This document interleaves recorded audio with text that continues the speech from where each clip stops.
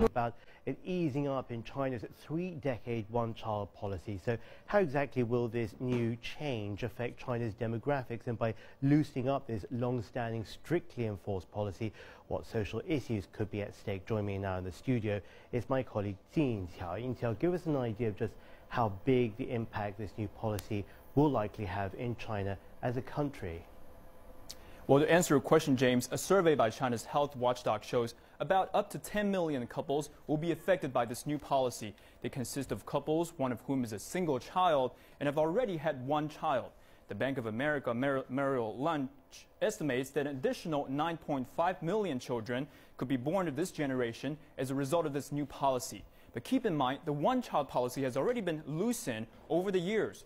Rural residents are already allowed to have a second child if their firstborn is a girl, and if a couple are both single children, they're also permitted to have a second child.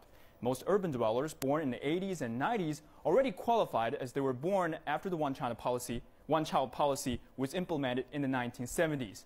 And some groups, including ethnic minorities and disabled people, are also permitted to have two children. But most people welcome the new policy, saying it's always good to have more opportunities and options. James?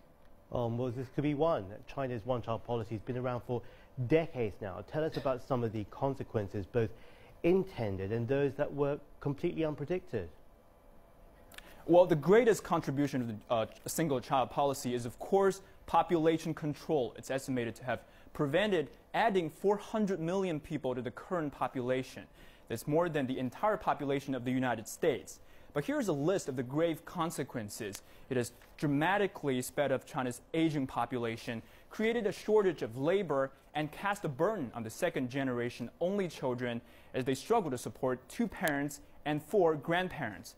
In the countryside, it has resulted in sex-selective abortions as people still hold fast to traditions as only boys carry on the father's family name.